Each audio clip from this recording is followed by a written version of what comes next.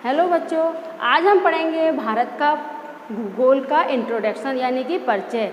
भारत का जो भूगोल है उसकी जानकारी के लिए हमें उसके परिचय के बारे में पता होना चाहिए कि उसका स्थिति कैसी है, वो कहाँ पर है। अगर हमें इसके बारे में जानकारी होती है तो हम बहुत कुछ उसके बारे में जान सकते हैं कि भारत की कंडीशन कुछ जानकर बहुत कुछ जान सकते हैं। ठीक है, तो इस आधार पर बताएं कि भारत की जो कंडीशन है वो कैसी है, चतुष्कोणीय। भारत कैसी आकृति का बना हुआ, चतुष्कोणीय आकृति है। ये सबसे बड़ी विशेषता है कि इसके चारों ओर कोने हैं जो कहाँ से कहाँ तक है, कन्याकुमारी से इंदिरा पॉइंट, गुजरात से अरुणाचल प्रदेश।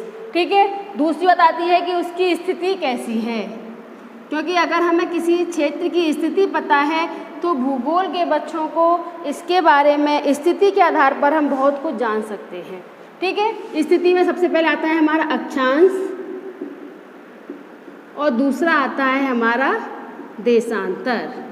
ठीक है, अक्षांश में बात करें तो अक्षांश किसे कहते हैं, भूपटल या ग्लोब पर जो लेटी हुई रेखाएं हैं उनको बोलते हैं अक्षांश। और इसका जो विस्तार है वो 8 डिग्री 4 मिनट से 37 डिग्री 6 मिनट तक है। ठीक है, कितना विस्तार है, 8 डिग्री 4 मिनट से 37 डिग्री 6 मिनट तक इसका अक्षांशीय विस्तार है। अगर हम मैप में बात करें तो हमारा जो अक्षांश आ रहा है वो कहाँ से आ रहा है, 8 डिग्री 4 मिनट से 37 डिग्री 6 मिनट। ठीक है, ये जो पॉइंट है इसको बोलते हैं अक्षांशीय विस्तार। क्यों? क्योंकि ये दूरी कितनी आ रही है, 8 डिग्री 4 से 37 डिग्री 6 मिनट के बीच में। और देशांतरीय विस्तार की बात करें तो देशांतरीय विस्तार में 37 डिग्री 6 मिनट से 97 डिग्री 25 मिनट तक इसका विस्तार पाया जाता है। यानी देशांतरीय विस्तार कहाँ से है, गुजरात से लेकर हमारा अरुणाचल प्रदेश तक जो विस्तार पाया जाता है वो 37 डिग्री 6 मिनट से 97 डिग्री 25 मिनट तक इसका विस्तार पाया जाता है। ठीक है, अगर हम दोनों की बात करें तो इन दोनों का जो विस्तार है वो लगभग 30 डिग्री है। यानी 30 डिग्री अक्षांशीय है और 30 डिग्री देशांतरीय है। क्यों? क्योंकि इसका जो अक्षांशीय विस्तार है, अगर हम शॉर्ट डीपली पढ़ें तो अक्षांशीय विस्तार इसका है 29 डिग्री 2 मिनट और देशांतरीय विस्तार है वो है 29 डिग्री 18 मिनट। तो इस हिसाब से लगभग कितना बैठेगा हमारा, 30 डिग्री। 30 डिग्री अक्षांश और 30 डिग्री देशांतर। 30 डिग्री अक्षांश और 30 डिग्री देशांतर। ठीक है, लगभग समान माना जाता है क्योंकि ज़्यादा अंतर नहीं रह जाता।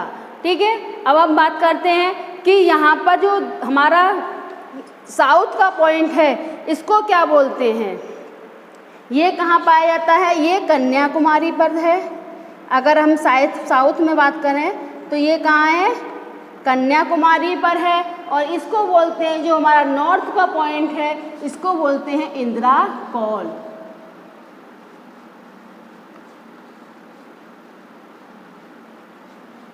ठीक है, अगर हम उत्तर के बिंदु की बात करें, 2 शब्द आते हैं इसमें भी, एक तो दक्षिणी बिंदु, एक दक्षिणोत्तर बिंदु। दक्षिणोत्तर बिंदु हमारा कहाँ आता है, जहाँ पर अंडमान निकोबार द्वीप समूह खत्म होते हैं, तो इसको बोलते हैं इंदिरा कॉल, इंदिरा पॉइंट। ठीक है, यानी दक्षिण बिंदु कन्याकुमारी, दक्षिणोत्तर बिंदु इंदिरा पॉइंट और उत्तर का जो बिंदु बोला जाता है उसे बोलते हैं इंदिरा कॉल। ठीक है, इसको चाहो तो लिख सकते हो, उत्तर का बिंदु कहलाता है इंदिरा कॉल। ठीक है, दक्षिणी बिंदु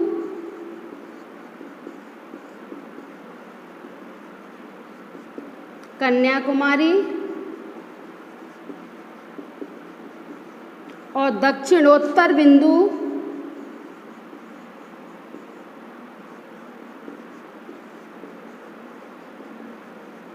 ये होगा हमारा इंदिरा पॉइंट। ये सारे क्वेश्चन ऐसे हैं जो ज़्यादातर कंपटीशन में भी आते रहते हैं, तो इन और विशेष ध्यान देना पड़ेगा कि ये किन को क्या कहलाते हैं। ठीक है, अगर हम अक्षांश और देशांतर की बात करें तो जो हमारा अक्षांशीय विस्तार है उसकी जो लंबाई है वो है 3214 किलोमीटर।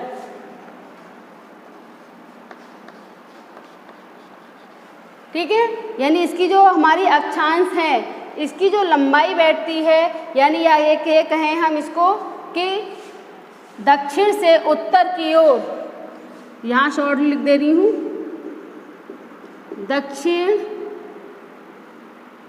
से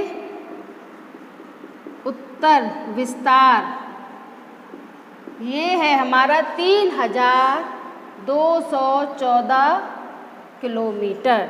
ठीक है, और पूर्व से पश्चिम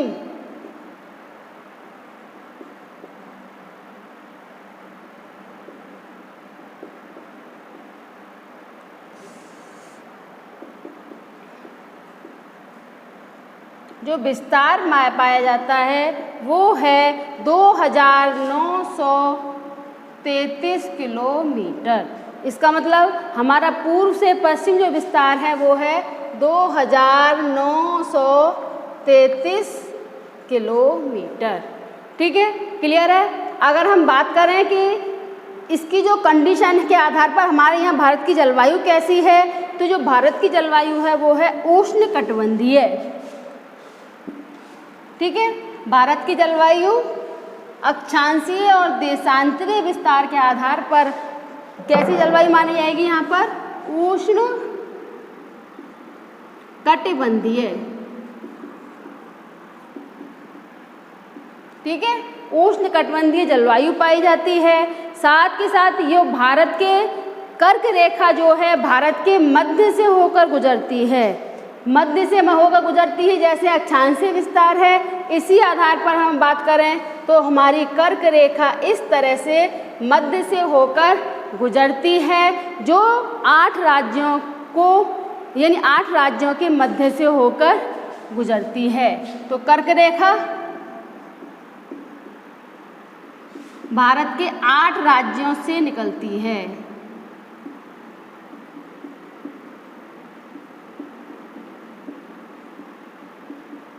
ये वाला क्वेश्चन ही बहुत आता है कंपटीशन में कि कौन कौन से राज्यों से निकलती है। गुजरात, मध्य प्रदेश, छत्तीसगढ़, झारखंड, पश्चिम बंगाल, त्रिपुरा और मिजोरम, इन राज्यों से होकर हमारी जो कर्क रेखा है वो गुजरती है। अब भूगोल के बच्चों को ये तो पता ही होगा कि कर्क रेखा गुजरती है तो यहाँ पर तापांतर भी अधिक रहता है।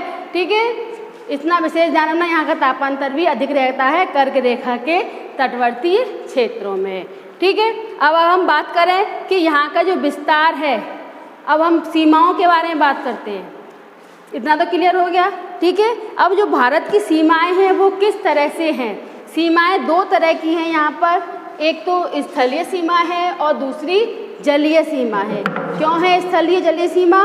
क्योंकि भारत के पूर्व में है बंगाल की खाड़ी और पश्चिम में है अरब महासागर। ठीक है, अरब सागर है, यहाँ पर है बंगाल की खाड़ी। ठीक है, इसीलिए ये सीमा कैसी कहलाएगी, हमारी जलीय सीमा, और ये सीमा जो स्थल को पार बनी हुई है वो कहलाएगी हमारी स्थलीय सीमा। तो इसकी और एक बात और कि यहाँ पर जो बंगाल की खाड़ी में जो द्वीप समूह पाए जाते हैं इनको बोलते हैं अंडमान निकोबार द्वीप समूह। अंडमान निकोबार द्वीप समूह। ठीक है, और ये कहलाते हैं लक्षद्वीप। साथ में ये भी याद रखना है कि अंडमान निकोबार कहाँ पाए जाते हैं, बंगाल की खाड़ी में। लक्षद्वीप पाए जाते हैं अरब सागर में। अब इसके साथ में ये जो द्वीप पाए जाते हैं इनको बोलते हैं ज्वालामुखी निर्मित द्वीप। ठीक है, अंडमान निकोबार ज्वालामुखी निर्मित द्वीप हैं, जबकि लक्षद्वीप कैसे हैं, हमारे प्रवाल निर्मित। प्रवाल द्वीप के बारे में पढ़ा होगा तुम लोगों ने कि एक प्रवाल जीव होता है जिसके द्वारा वो जो है अपने ऊपर चट्टानों का निर्माण करता जाता है, एक खोल बनाता जाता है, उसके द्वारा जो निर्मित हुए हैं द्वीप वो कहलाते हैं हमारे लक्षद्वीप। क्लियर है? तो अब हम सीमाओं की बात करें तो हमारी दो तरह की सीमाएं हैं, एक है स्थलीय सीमा और दूसरी है हमारी जलीय सीमा। ठीक है, स्थलीय सीमा की अगर बात करें तो इसकी जो लंबाई है वो है 15,200 किलोमीटर। यानी कहाँ से शुरू होती है? गुजरात से लेकर राजस्थान होती हुई पंजाब, जम्मू कश्मीर, उत्तरांचल, उत्तर प्रदेश, सिक्किम होती हुई अरुणाचल प्रदेश होती हुई जो सीमा पाई जाती है, या इस सीमा को क्या बोलते हैं, ये लगभग मिजोरम तक है, त्रिपुरा और मिजोरम तक है। क्यों? क्योंकि ये क्या हो गया, म्यांमार। तो यहाँ पर ये म्यांमार क्षेत्र है। इसकी सीमाओं पर याद रखना, ये पाकिस्तान है, यहाँ अफगानिस्तान है, ये चीन है, ये भूटान है, ठीक है, और ये हमारा म्यांमार है, और ये इसको बोलते हैं बांग्लादेश। ये सीमाओं पर स्थित देश हैं जो अपने भारत की सीमाओं के साथ अपनी सीमा साझा करते हैं। ठीक है, तो ये बांग्लादेश तक जो मिजोरम है यहाँ तक की स्थलीय सीमा की जो लंबाई है वो है 15,200 किलोमीटर। और अगर हम जलीय सीमा की बात करें तो जलीय सीमा की जो लंबाई है वो है 6,147 किलोमीटर। ठीक है, जलीय सीमा में कहाँ से आएगा? गुजरात से लेके शुरू होता है, महाराष्ट्र, कर्नाटक, केरल, तमिलनाडु, तेलंगाना, उड़ीसा और हमारा पश्चिमी बंगाल का कुछ हिस्सा, यहाँ तक की सीमाएं हैं वो जो है कहाँ तक हैं? जलीय सीमा कहलाती है। कितने राज्यों से वो जो करती है? दो काउंट कर लो, 1 2 3 4 5 6 7 8। ठीक है, और एक साथ में ये आ गया हमारा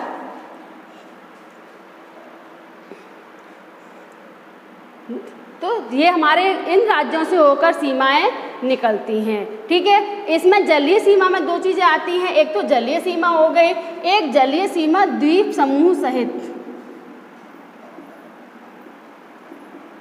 अगर हम द्वीप समूह सहित की बात करें तो जो इसकी लंबाई है वो है 17,516.6 किलोमीटर। ठीक है, ये हमारे जलीय क्षेत्र की जो लंबाई है वो द्वीप समूह सहित है 17,516.6 किलोमीटर। ये बहुत आता है कंपटीशन में क्वेश्चन के कितनी लंबाई है, कितना विस्तार है। ठीक है, अगर हम इन दोनों को बात करें इसका टोटल हो जाएगी 22,000, ठीक है, 7,516.6 किलोमीटर। और अगर इसकी टोटल लंबाई की बात करें तो 22,716.6 किलोमीटर कुल लंबाई है, जिसमें हमारा जलीय क्षेत्र, स्थलीय क्षेत्र और द्वीप समूहमाला तीनों ही आ जाते हैं। ठीक है, ये क्लियर हो गया। अब हम बात करते हैं भारत में जो कंडीशन है, जो सीमाएं हैं वो किस तरह से पाई जाती हैं। भारत की सीमाओं को हम किस तरह से किस किस नाम से पुकारते हैं। अगर हम सीमाओं में बात करें तो सबसे लंबी जो सीमा आती हैं वो है बांग्लादेश की सीमा। ये ध्यान रखना, ये बहुत आता है। सबसे छोटी सीमा कौन सा देश बनाता है, सबसे बड़ी सीमा कौन सा देश बनाता है। तो जो बांग्लादेश है उसकी सीमा सबसे लंबी मानी जाती है, भारत और बांग्लादेश की सीमा।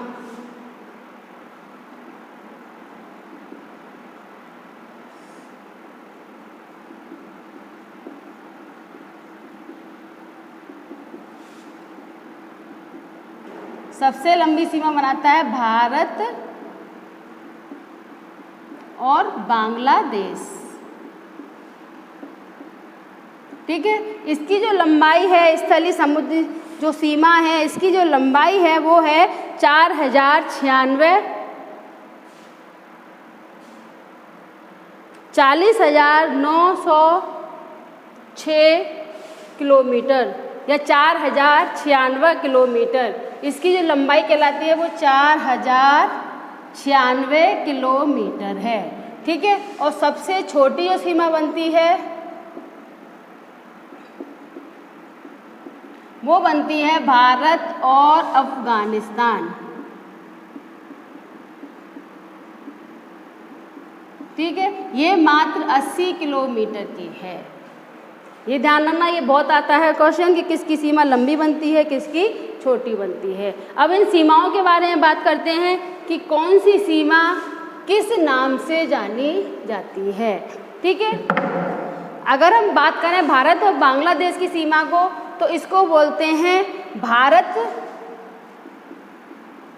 बांग्लादेश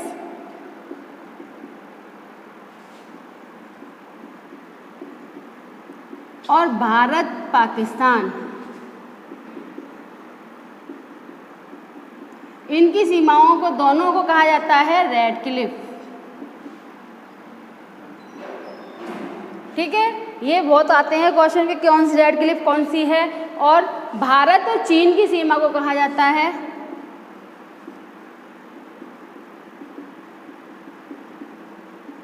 मैकमोहन।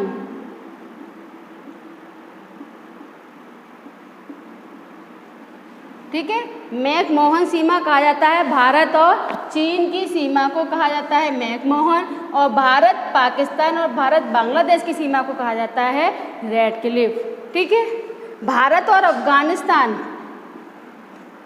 इसको इस समय कहा जाता है पाकिस्तान और अफगानिस्तान। क्यों कहा जाता है? क्योंकि यह जो क्षेत्र है यह भारत का क्षेत्र है, लेकिन इस समय पाकिस्तान के पाक अधिकृत सीमा के क्षेत्र में आता है, यानी पाकिस्तान का इस पर नियंत्रण है, इसीलिए इसे इस समय पाकिस्तान अफगानिस्तान बोलते हैं। वैसे इसकी जो सीमा है वो भारत और अफगानिस्तान की सीमा कहलाती है। ठीक है, इसको बोलते हैं डूरंड सीमा। ठीक है, भारत अफगानिस्तान या पाकिस्तान अफगानिस्तान की सीमा को बोला जाता है डूरंड सीमा। ठीक है, और सबसे छोटी सीमा बनाती है, ये बहुत छोटी है, 80 किलोमीटर क्षेत्र में ही इसका विस्तार पाया जाता है। साथ में एक और सीमा होती है बांग्लादेश और त्रिपुरा के बीच की जो लाइन बनी हुई है यहाँ पर, इस सीमा को बोलते हैं शून्य सीमा। यानी बांग्लादेश और त्रिपुरा के बीच में कुछ क्षेत्र में शून्य सीमा के नाम से भी इसको जाना जाता है। ठीक है, अब हम बात करते हैं कि अगर हम अक्षांशीय विस्तार पढ़ा, देशांतरी विस्तार पढ़ा, तो जो हमारा सूर्योदय की सीमा समय है, यानी हम पूर्व से पश्चिम की ओर जाते हैं तो हमारे सूर्योदय में 2 घंटे का अंतर रहता है। ये बहुत आता है कंपटीशन में कि 2 घंटे का पूर्व से पश्चिम में कितना अंतर पाया जाता है, तो ये पाया जाता है 2 घंटे का। ठीक है, अब बात आती है मानक समय की कि भारत का जो मानक समय है वो कहाँ पर है। भारत में मानक समय किसे कहते हैं? जब जिस देशांतर पर सूर्य की किरणें लंबवत पड़ती हैं, 12 बजे लंबवत सूर्य की किरणें पड़ती हैं, तो जब 12 बजे सूर्य की किरणें लंबवत पड़ती हैं तो वो जो देशांतर होता है वो उस देश का मानक माना जाता है। तो भारत का जो मानक समय है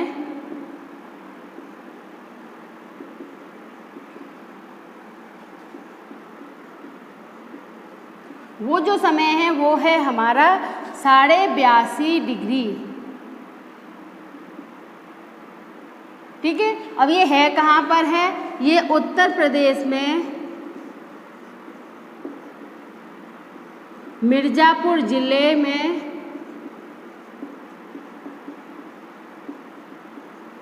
नैनी नामक स्थान पर।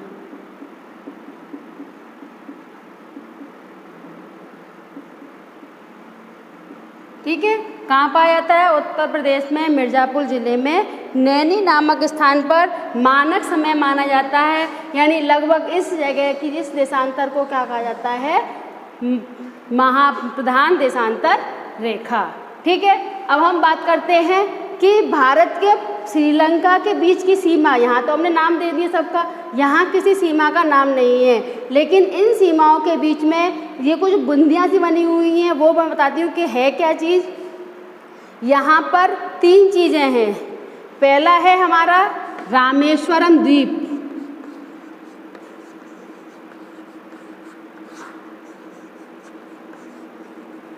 ठीक है। दूसरा है पाक जल डमरू। और तीसरा है मन्नार की खाड़ी।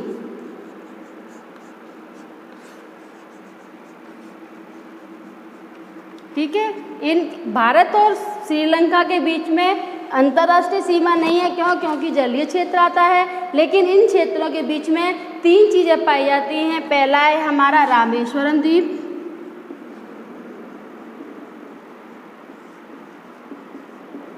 दूसरा है हमारा पाक जलडमरू,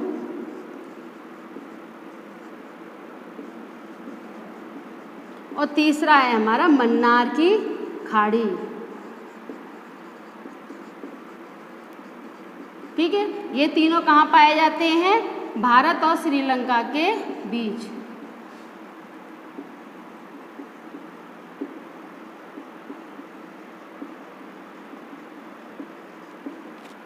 ठीक है, अब क्लियर हो गया। अगर हम बात करें कि क्षेत्रफल के अकॉर्डिंग, हमारा जो क्षेत्रफल तो रह ही गया। भारत का क्षेत्रफल कितना है? 32,87,263 वर्ग किलोमीटर, ये हमारे भारत का क्षेत्रफल है। क्षेत्रफल की बात इसलिए नहीं की क्योंकि मुझे इसके बारे में बहुत कुछ बताना था। तो जो भारत का क्षेत्रफल है वो 32,87,263 वर्ग किलोमीटर है। लेकिन भारत के लिए सबसे अच्छी बात क्या है कि भारत में जो क्षेत्रफल है इसके 43% भाग पर कृषि कार्य होता है। सबसे बड़ी बात है, इसमें इसका जो स्थान है वो दूसरा है। ठीक है, पहला स्थान है अमेरिका का। अमेरिका के जो क्षेत्रफल है, कृषि क्षेत्र, अमेरिका का जो कृषि क्षेत्र है वो भारत से अधिक है। और दूसरे स्थान पर जो आता है कृषि क्षेत्र में, या कृषि क्षेत्र लिख सकते हैं, वो आता है भारत का। ठीक है, भारत दूसरे स्थान पर है कृषि क्षेत्र में, और यहाँ पर 43% जो है कृषि कार्य, 43% भूमि पर कृषि कार्य किया जाता है। और भारत की लगभग 81% भूमि प्रयोग योग्य है। ठीक है, भारत की जो भूमि है उसमें 81% भूमि ऐसी है जो प्रयोग की जाती है। यानी यहाँ पर बंजर भूमि कम है और उसका प्रयोग अधिक किया जाता है। ठीक है, क्लियर है। भारत की जो भूमि है उसमें सबसे अधिक क्षेत्र ऐसे हैं जो हमारे यहाँ प्रयोग किए जाते हैं। मानक समय का बता ही दिया मैंने, 2 घंटे का अंतर है। और अगर प्रधान रह जाता है यानी कि वैसे 2 घंटे का अंतर है। और जो पहले है, एक बार ये क्वेश्चन जरूर आता, बहुत आता है कि जो हमारा मानक समय है वो ग्रीनविच यानी जो हमारी मानक रेखा है वो कितने घंटे का अंतर पाया जाता है। तो इसमें जो अंतर है वो 5.5 घंटे का अंतर है।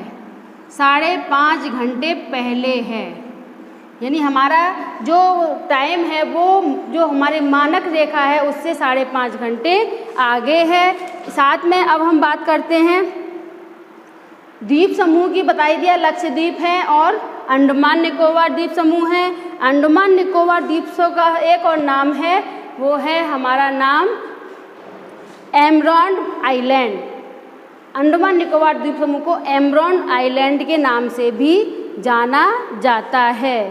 ठीक है, अब हम बात करते हैं कि राज्य स्तर पर अगर बात करें तो भारत की जो अभी कुछ चेंजेज हुए हैं राज्य में और केंद्र शासित प्रदेशों में। तो अगर हम राज्य और केंद्र शासित प्रदेश की बात करें तो वर्तमान में भारत में 28 राज्य हैं और 8 केंद्र शासित प्रदेश हैं। ठीक है, अब 28 राज्यों में पहले 29 थे, 29 से 28 हो गया तो इसमें से क्या माइनस हो गया? जम्मू कश्मीर। ठीक है, तो कितने बचे हमारे? 28 राज्य बचे, इसमें से हमने एक माइनस कर दिया और इधर एक की जगह 2 जुड़े हैं, लेकिन साथ में इसमें एक माइनस भी हो गया है। क्योंकि अगर तुम्हें केंद्र शासित प्रदेश याद हो तो चंडीगढ़, अंडमान निकोबार, दमन दिल्ली, जम्मू कश्मीर, ये तो तुम्हें याद होंगे सारे, पुराने सब याद है। बस एक जो चेंज हुआ वो मैं बता दे रही हूँ कि दमन और दादर व नगर हवेली,